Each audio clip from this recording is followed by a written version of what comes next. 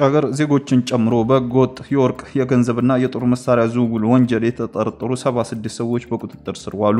በህገወጥ የወርቅ የጦር መሳሪያና የገንዘብ ዝውውር ወንጀል የተጠረጠሩ 76 የውጭ ሀገር ዜጎችና ኢትዮጵያውያን በቁጥጥር ስር መዋላቸውን የብሔራዊ መረጃ ደህንነት አገልግሎት አስታውቋል። አገልግሎቱ መስሪያ ቤቱ ለመንግስት መገናኛ ብዙሃን በላከው መግለጫ እንዳስታወቀው ተጠርጣሪዎቹ በአዲስ አበባ፣ ቤንሻንጉል ጉሙዝ፣ ጋምቤላ፣ ኦሮሚያ፣ አማራ፣ ሲዳማና ደቡብ ምዕራብ ኢትዮጵያ ክልሎች ሲንቀሳቀሱ በቁጥጥር ስር ውለዋል ብሏል። ተጠርጣሪዎቹ የወርቅ ማዕድን በህገወጥ መንገድ ማምረት፣ በመሰወርና በማዘዋወር የኢትዮጵያ ብር ጨምሮ የተለያዩ ሀገራት ገንዘቦችን እንዲሁም ህገወጥ የጦር መሳሪያዎችን በማዘዋወር ወንጀሎች ላይ ተሳታፊ እንደነበሩ መግለጫው ጠቁሟል። ብሔራዊ መረጃና ደህንነት አገልግሎት ከኢትዮጵያ ፌደራል ፖሊስና የክልሎች የጸጥታ አካላት ጋር በመቀናጀት ባካሄደው ኦፕሬሽንም እስካሁን 45 የውጭ ሀገር ዜጎችና 31 የሀገር ውስጥ በድምሩ 76 ተጠርጣሪዎችን በህግ ቁጥጥር ስር እንዲውሉ ማድረጉን ገልጿል። ፌዴሬሽኑ በኢትዮጵያና በግብጽ የእግር ኳስ ጨዋታ ወቅት የግብጽ ደጋፊዎች በኩል የታዩ ያልተገቡ ተግባራትን በመጥቀስ ለፊፋ ቅሬታውን አቀረበ። የኢትዮጵያ ብሔራዊ ቡድን አርብ ዕለት ከግብጽ ጋር ባደረገው የዓለም ዋንጫ ማጣሪያ ጨዋታ ላይ የግብጽ ደጋፊዎች የፈጸሙትን ያልተገባ ተግባር ተከትሎ የኢትዮጵያ እግር ኳስ ፌዴሬሽን ለፊፋ ቅሬታውን አቅርቧል። ፌዴሬሽኑ ለዓለም አቀፍ የእግር ኳስ ፌዴሬሽን ፊፋ የዲሲፕሊን ኮሚቴ በላከው ደብዳቤ ተፈጽሟል ያላቸውን ሁለት ዋና ጉዳዮች ላይ ከፍተኛ ቅሬታ እንዳለው አስታውቋል።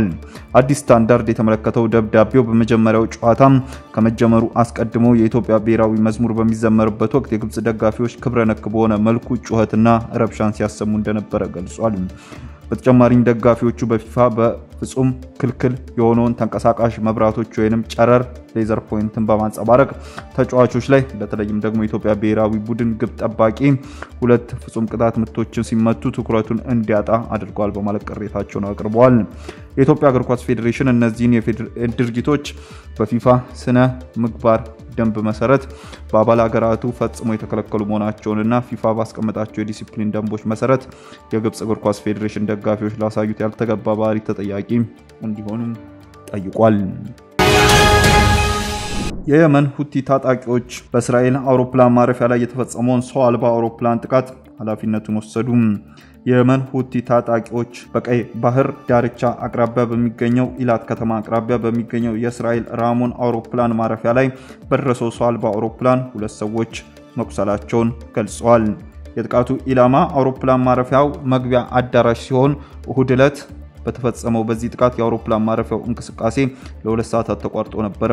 የሁቲ ወታደራዊ ቃል አቀባይ ያያ ሳሪ በመግለጫቸው አንድ ሰው አልባ አውሮፕላን ራሞን አውሮፕላን ማረፊያ ኢላማ አድርጎ የነበረ ሲሆን በአላህ ቸርነትም አውሮፕላን ማረፊያው በቀጥታ በመምታት አውሮፕላን ማረፊያው እንዲዘጋና የአየር ትራፊክ እንቅስቃሴ እንዲቆም አድርጓል ብለዋል። አክሎም ጥቃቱ በደቡብ እስራኤል በሚገኙ ኃይሎች እና ሌሎች ቦታዎች ላይ ያነጣጠረ ሰፊ የሰው አልባ አውሮፕላን ዘመቻ አካል እንደነበረ ተናግረዋል። ሳሪ የሁቲ ቡድን በጋዛ ለሚገኙ ፍልስጤማውያን ድጋፍ ለመስጠት በእስራኤል ላይ የሚደረገውን ጥቃት እንደሚያጠናክርም ቃል ገብተዋል።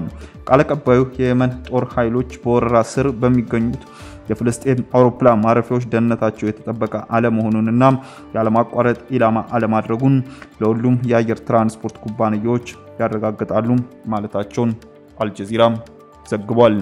ውድ ተመልካቾቻችን በዕለታዊው የዛሬ ውሎ ፕሮግራማችን ይዘንላችሁ የቀረብናቸው ዋና መረጃዎች እነዚህ ነበሩ። ከፕሮግራም ጋር አብሬያችሁ ቆይታ ያደረኩት እኔ አብዲስ አደፋር ነበርኩ።